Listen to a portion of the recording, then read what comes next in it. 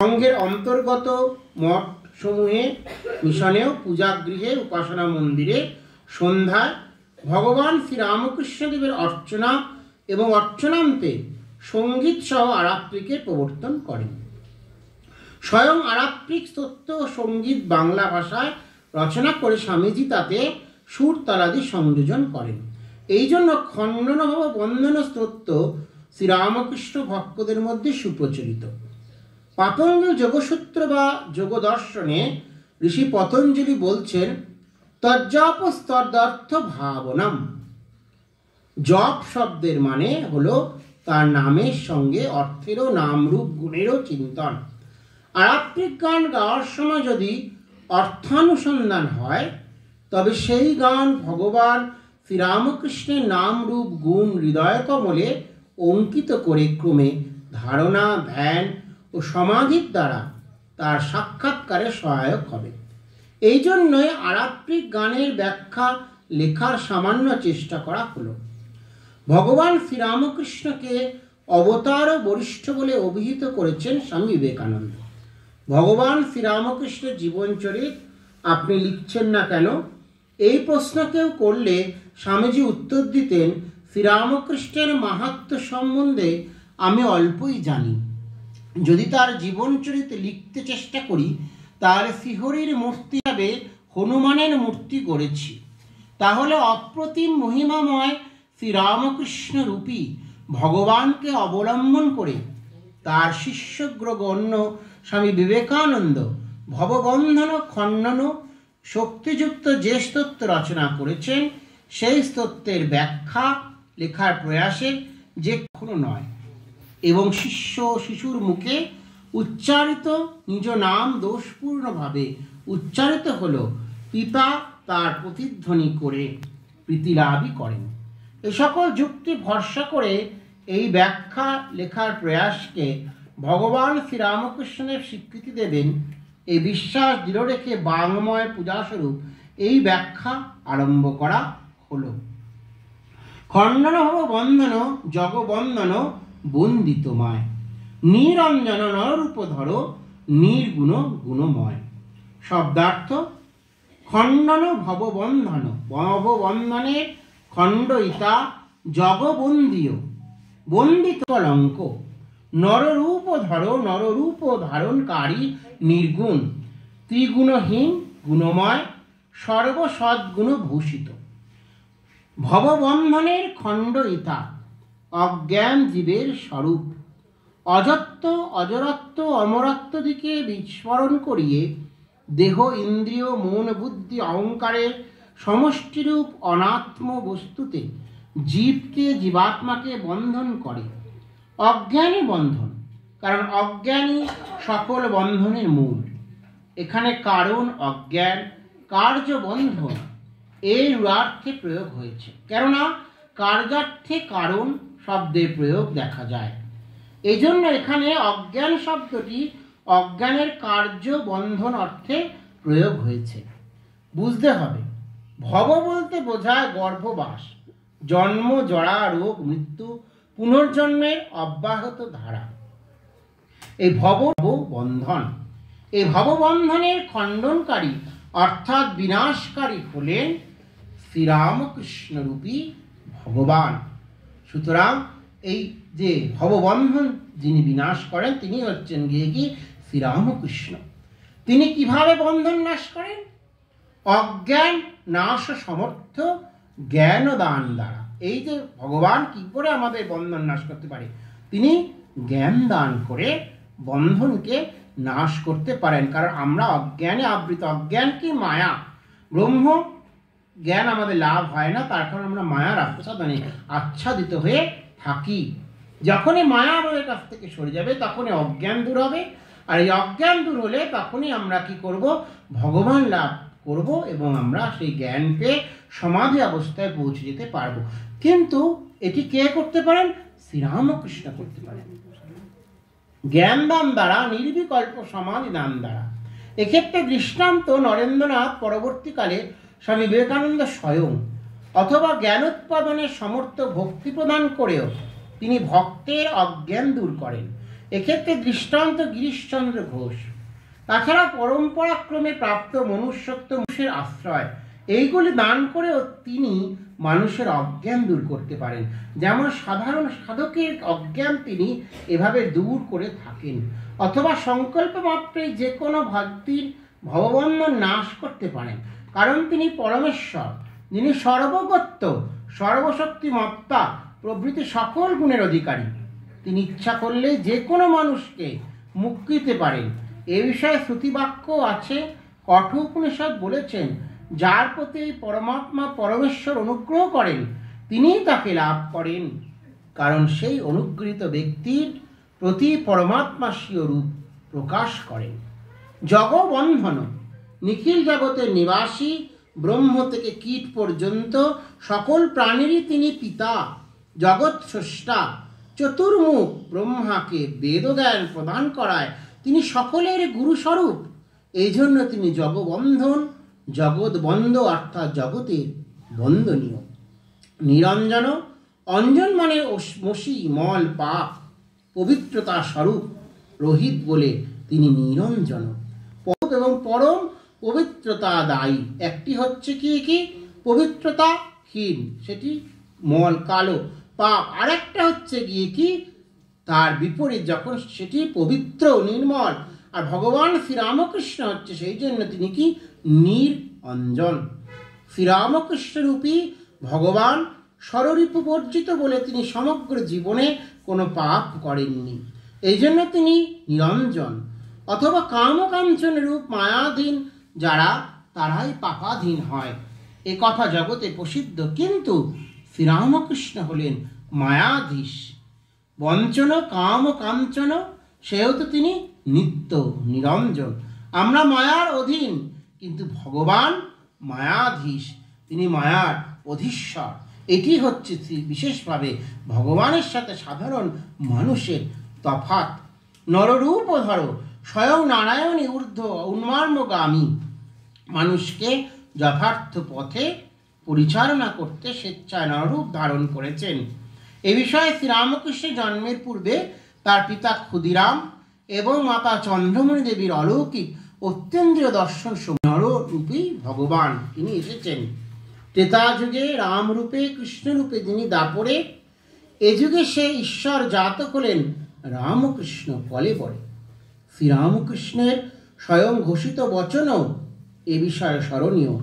নরজন্মেই মোক্ষলাভ সম্ভব, কিন্তু পুণ্য না করে পাপ করার দিকে প্রবৃত্তি মানুষের মধ্যে প্রায় দেখা যায়।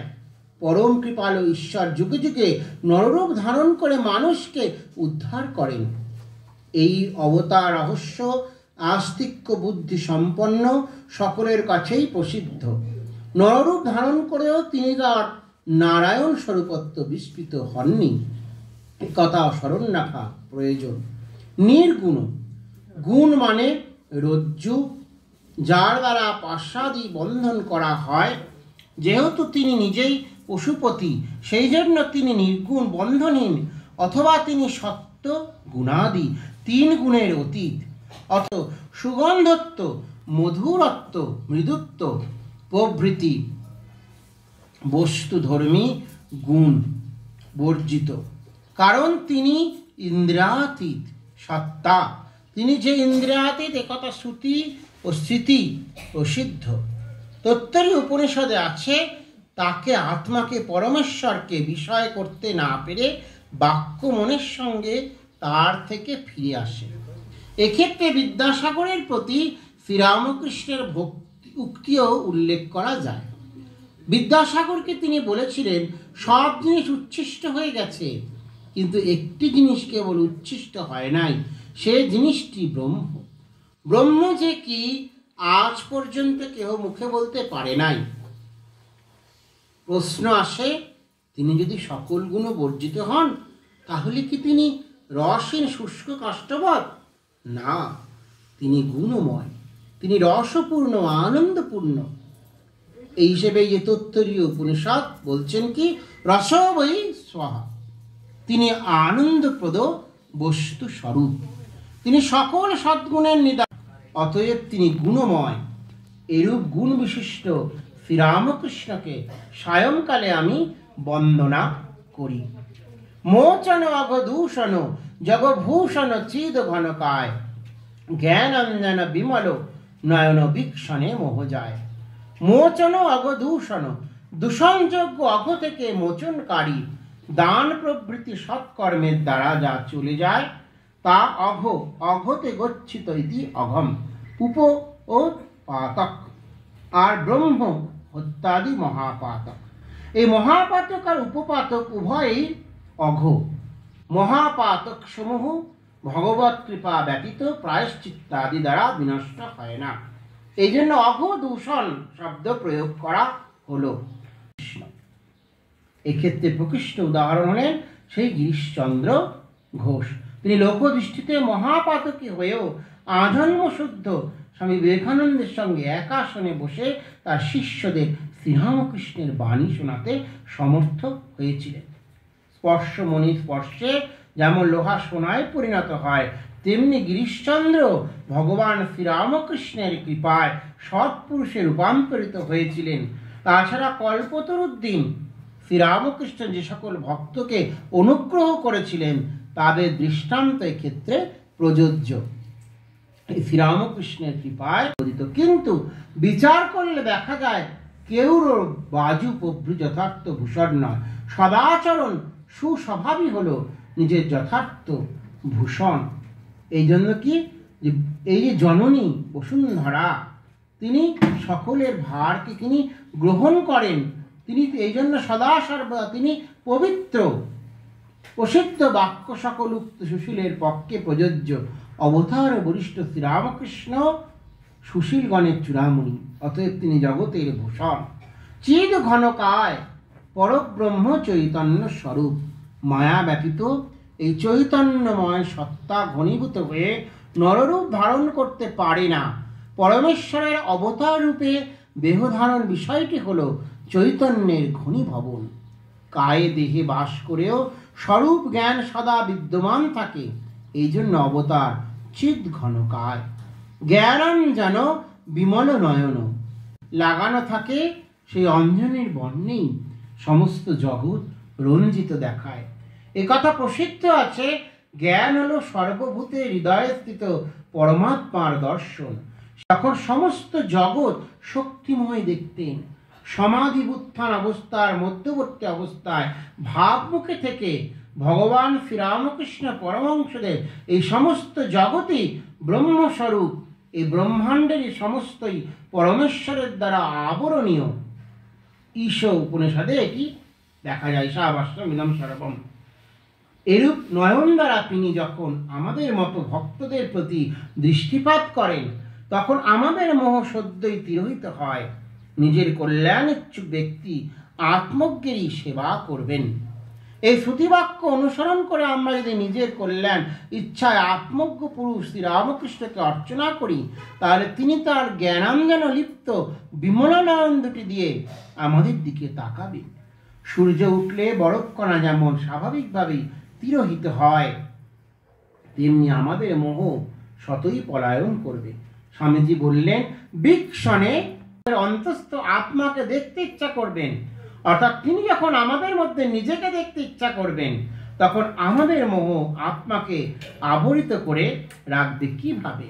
ভাস্বর ভব সাগর চির উন্মদ প্রেম পাথা রাগ প্রভৃতি বিকারী হলো ভাব। এই ভাব সমূহ ভাস্বর তামস ভেদে দুই প্রকার। কিরকম ভাব? কামাদি ষড়রিপু হলো তামস ভাব, কারণ এগুলি আত্মহননাদি দ্বারা তামসাবৃত লোকে প্রেরণ করে। আর ভগবত অনুরাগ, প্রাণীগণের প্রতি অনুকম্পা প্রভৃতি ভাব হলো ভাস্বর, কারণ এগুলি চিত্তশুদ্ধি দ্বারা ভাস্বর অর্থাৎ উজ্জ্বল আত্মজ্যোতি যুক্ত বিষ্ণুর পরম পদ লাভ করায়। এই সকল ভাস্বর ভাব সমূহ জ্ঞান, ভক্তি, বৈরাগ্য, সত্য, প্রেম প্রভৃতি হল ভাবের সাগর, অর্থাৎ সাগরের মতো কুল কিনারাহীন। শ্রীরামকৃষ্ণ জ্ঞান, ভক্তি ও যোগ সাধনকালে বিবেক, বৈরাগ্য, সমাধি, শট সম্পত্তি, মুমুক্ষুত্ব, শান্ত, দাস্য, বাৎসল্য, মধুর, সবিকল্প, নির্বিকল্প প্রভৃতি বহু ভাব প্রদর্শন করেছিলেন। সিদ্ধি লাভের পর তিনি তার শিষ্যের মধ্যে যে যেরূপ ভাবের সাধক তাদের সম্মুখে তিনি সেই বিবিধ ভাব প্রকাশ করতেন। ভজন কীর্তনাদি শ্রবণকালে তিনি গানের মূল ভাব উপলব্ধি করে তদনুযায়ী আচরণ করতেন। অতএব তিনি হলেন ভাস্বর ভাব সাগর।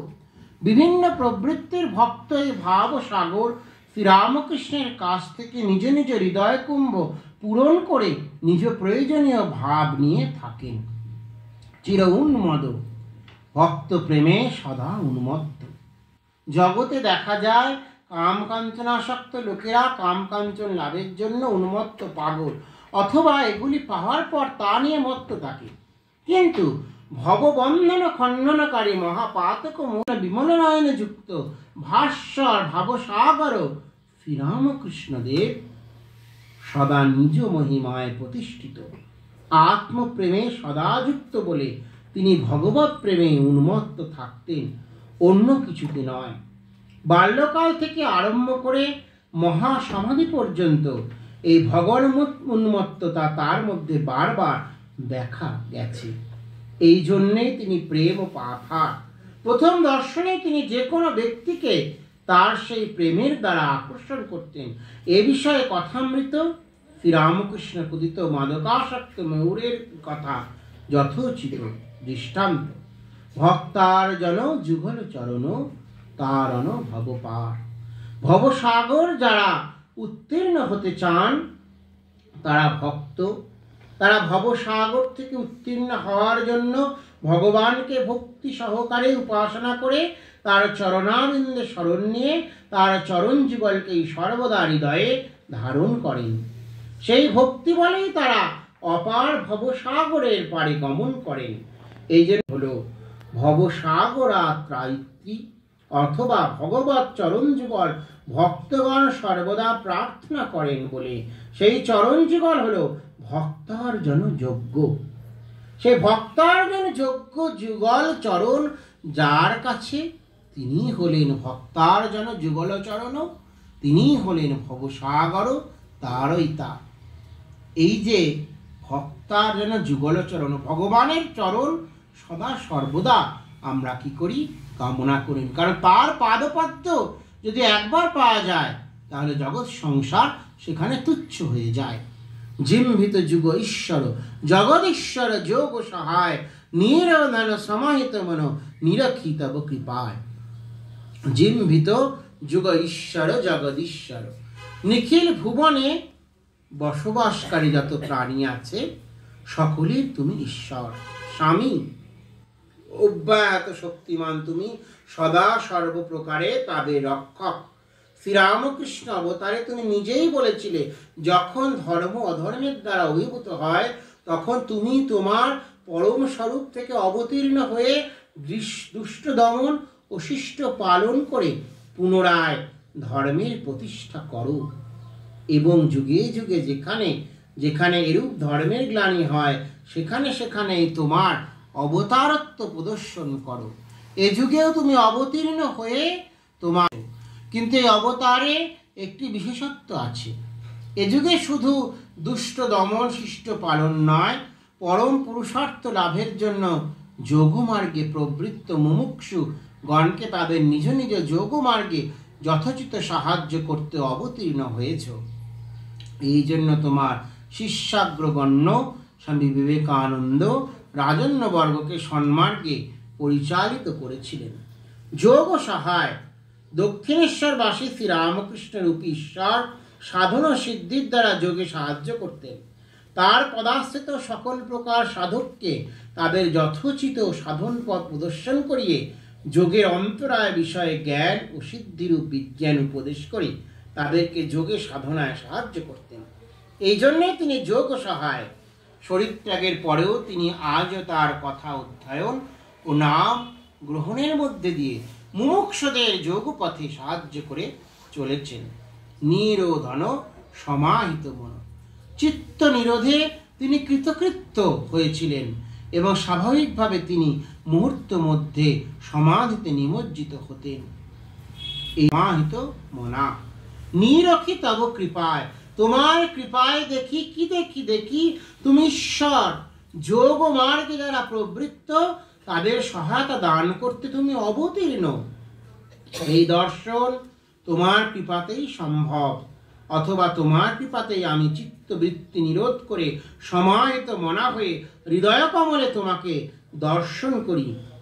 এই যে ভগবান, তার কৃপাতেই আমাদের চিত্তবৃত্তি নিরোধ হবে। চিত্তবৃত্তি নিরোধ যদি ঘটে তখনই আমরা ভগবানকে সেই শুদ্ধ চিত্তে দর্শন করতে পারব। ভঞ্জন দুঃখ গঞ্জন করুণাঘন কর্ম কঠোর, প্রাণার পর জগৎ তারণ কৃন্তন কলিডোর। হায় কি কষ্ট, আমার দুঃখ না হোক, এমন আক্ষেপ সকলেই করে থাকে। আর এই দুঃখ আসে পূর্বকৃত পাপের ফলে।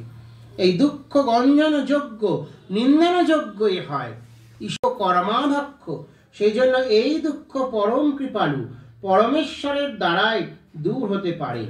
এক্ষেত্রে উপমা দেওয়া যায়, রাজা অপরাধীকে দণ্ড দিলে পরে অপরাধী যদি অনুতপ্ত হয়, তখন রাজা স্বয়ং যেমন তার দুঃখ দূর করে থাকেন, ভগবানও সেরূপ করে থাকেন। কেন তিনি দুঃখ গঞ্জন ভঞ্জন করেন? কারণ তিনি করুণাঘন ঘনীভূত করুণা স্বরূপ। সেই জন্যই তিনি দুঃখ গঞ্জন ভঞ্জন করতে সমর্থ। জীব জগতের প্রতি করুণা ব্যতীত ভগবানের অবতার হওয়া সম্ভব নয়। প্রত্যেক অবতারের মধ্যেই করুণা স্বভাব ভগবানের এই বিশেষ গুণটি স্পষ্ট দেখা যায়। রামকৃষ্ণ, বুদ্ধ, খ্রিস্ট, শঙ্কর, রামানুজ, মধ্য, মহম্মদ প্রমুখ সকল অবতার পুরুষ এবং আচার্যই করুণা পরবশ হয়ে লোক সংগ্রহে নিযুক্ত থাকেন। অতএব শ্রীরামকৃষ্ণদেবের মধ্যেও সেই কৃপা দেখা যায়। সেই করুণা বিবেকানন্দ, ব্রহ্মানন্দ প্রমুখ সৎ শিষ্যগণের প্রতি যেমন যায়, লোক দৃষ্টিতে অতি নিকৃষ্ট অন্তজ রসিকের প্রতিও প্রবাহিত। অতএব শ্রীরামকৃষ্ণ যে করুণাঘন, এই বিষয়ে কোনো সন্দেহ নেই। শ্রীরামকৃষ্ণ সেই রসিক ম্যাথর যত যে জন্ম জন্মান্তরের পাপকর্ম করে থাকলেও সেই থেকে তিনি কি করেন? তাদেরকে উদ্ধার করেন। কর্ম কঠোর, অতি দুষ্কর কর্মকর্তা। মা কালীকে দর্শনের জন্য তার প্রথম সাধনা থেকে আরম্ভ করে ষোড়শী পূজা পর্যন্ত তিনি যে সকল সাধনা করেছেন, বিশেষত তন্ত্র সাধনা সমূহ ও বেদান্ত সাধনা, সেসব অতি উত্তম সাধকগণের পক্ষে করাও দুষ্কর। এই জন্য তিনি কঠোর কর্মকর্তা, তিনি উত্তম সাধকগ্রণী। স্বামী বিবেকানন্দকে তিনি নিজ কৃপায় নির্বিকল্প সমাধি দান করে পুনরায় অবলীলাক্রমে তা নিজের মধ্যে আকর্ষণ করে তার মনকে কাদার তালির মতো গঠনের মধ্যে দিয়েও শ্রীরামকৃষ্ণদেবের কঠোর কর্মত্ব প্রমাণিত হয়। আমাদের মতো অতি সামান্য জায়স্য মৃয়স্য কোনো সংসারে গতায়াতশীল জীবকেও তার শ্রীপাদ পদ্মের প্রতি আকর্ষণ করার মধ্যেও কি তার কর্ম কঠোরত্ব প্রমাণিত হয় না? প্রাণার্পণ জগৎ তারণ, জগতের ত্রাণে যিনি প্রাণ সমর্পণ করেছেন তিনি হলেন প্রাণার্পণ জগৎ তারণ। অমঙ্গলের হাত থেকে জগৎকে রক্ষা করার কার্য দ্বিবিধ, সরাসরি বিনাশ করা, আর দ্বিতীয়ত সকল অমঙ্গল দূর করার উপায় স্বরূপ ভগবত অনুগ্রহ লাভের জন্য যে আধ্যাত্মিক শক্তি প্রয়োজন, সেই শক্তি জীবগণের হৃদয়ে জাগ্রত করে অমঙ্গল নাশ করাই হলো শ্রীরামকৃষ্ণের অন্যতম প্রধান সহায়তা। এইভাবে জগৎকে ত্রাণ করার জন্য তিনি প্রাণ অর্পণ করেছেন, অথবা সারা জীবন তার লোক কল্যাণ কার্যকে অব্যাহত রাখতে মহান কার্য সহায়ক তৈরি করা। যে কোনো মহাপুরুষের ক্ষেত্রেই এরূপ দেখা যায়। ভগবান শ্রীরামকৃষ্ণ এই উভয় কার্যের জন্যই প্রাণ অর্পণ করেছিলেন। শ্রীরামকৃষ্ণ সেই গিরিশচন্দ্র ঘোষের রোগকে তিনি হরণ করে নিলেন, আবার তার পার্শ্বদ পরম্পরা তৈরি করে তিনি জগৎ সংসারের কল্যাণ সাধন করেছিলেন। বিবেকানন্দ, ব্রহ্মানন্দ আদি পার্শ্বদের দ্বারা জগৎ সংসারে শ্রীরামকৃষ্ণ ভাব মানুষের প্রতি সেই শুদ্ধ ভাব তিনি বিতরণ করার কার্য সাধন করে গিয়েছিলেন। বলছেন, হে জনক, আপনি অভয়প্রাপ্ত হলেন, সেই অদ্বিতীয় পরব্রহ্ম সাক্ষাৎ করে শ্রীরামকৃষ্ণ নির্ভয় হয়েছেন। দ্বিতীয় ব্যতীত অর্থাৎ দ্বিতীয় বস্তু না থাকায় ভয় হবে কোথা থেকে? বাল্যকালে শ্রীরামকৃষ্ণ ধ্যানাভ্যাস বৈরাগ্যাভ্যাসের জন্য সকলের ভীতপ্রদ স্থান শ্মশানে যেতেন। যে তত্ত্বের বিষয়ে নিজে দৃঢ় বিশ্বাস করতেন তার অনুসরণকালে তিনি কোনো কিছুতে ভয় পেতেন না। এই কথা তার জীব পাঠকদের সুবিদিত। উপদেশ প্রদানের কালে তার নিকট যারা আসতেন ধনবলে দর্পিত হলেও তাদের তিনি তৃণবৎ মনে করে শুনতে কঠোর হলেও উচিত উপদেশ দিতে কুণ্ঠিত হতেন না। অবশ্য তাদের কল্যাণের জন্যই তিনি তা করতেন। এইসবই তার নির্ভয়ত্বকে প্রকাশ করে। গত সংশয় অপরাক্ষণবতী লাভ করায় তত্ত্ব বিষয়ে সকল সংশয় তার সাক্ষাৎে এমন উদাহরণ খুব অল্পই আছে। জগতে সবকিছুই পরমেশ্বরের দ্বারা আবৃত, জগতে সবকিছুই ব্রহ্ম, যা এই নিখিল বস্তু তাই আত্মা। সর্বজীব জগৎ বাসুদেবী ব্রহ্মই। এই সকল শ্রুতি স্মৃতি বাক্যে কথিত সর্বজগতের মূল, সর্বব্যাপী ও সর্বজগতের লয় স্থান যে পরব্রহ্ম, সেই পরব্রহ্ম শ্রীপতির পাদযুগল শ্রীযুক্তই হয়। যেহেতু শ্রী লক্ষ্মী ও হরি অভিন্ন, যেমন অগ্নি তার দাহিসা শক্তি অভিন্ন, এই জগতে ধনলোভী ব্যক্তিরা ধনরূপ সম্পদকেই অতি প্রিয় মনে করে। তাদের নিশ্চিত ধারণা সর্বে গুণ কাঞ্চনাশ্রয়ন্তী, সকল গুণই অর্থ সম্পদকে আশ্রয় করে বিদ্যমান থাকে। কিন্তু ভক্তগণ এরূপ মনে করেন না। তারা মনে করেন এই যে শত সম্পদই ভগবানের পাদপদ্মে। বিশ্বামিত্র উক্তধিক ক্ষত্রিয় বলকে ব্রহ্ম বলে একমাত্র বল। এক কথার অনুকরণে সর্ব অনর্থের মূল ধনকে ভিক পরমার্থ, হরিপদই একমাত্র ধন, এইরূপ নিশ্চয় করে ভগবৎ পদ যুগলকেই সম্পদ মনে করে থাকেন। তাদের কাছে এই ভব সংসার গোষ্পদ বাড়ি বলেই মনে হয়। প্রেমার্পণ, মা কালীকে প্রেমার্পণ ও আত্মসমর্পণ করে তিনি যেমন অবাঙ্গরস গোচর, আবার আমাদের মনের বাক্যের আর মনেরও আশ্রয় কিন্তু সেই শ্রীরামকৃষ্ণই। শ্রুতিতে আছে তিনি মনেরও মন, বাক্যেরও বাক্য, প্রাণেরও প্রাণ। বাগেন্দ্রিয় দ্বারা যিনি উচ্চারিত হন না, যার দ্বারা বাগেন্দ্রিয় প্রকাশিত হয়, মন যাকে প্রকাশ করতে পারে না, যার দ্বারা মন প্রকাশিত হয়, তিনি পরব্রহ্ম, জ্যোতির্ময়, বস্তু সমূহের জ্যোতি। সেই জ্যোতির্ময় সকলের অমর জ্যোতিকে দেবগণ আয়ু বলে উপাসনা করেন। সেই ব্রহ্মকে সূর্য প্রকাশ করেন না, চন্দ্রতারকা প্রকাশ করে না।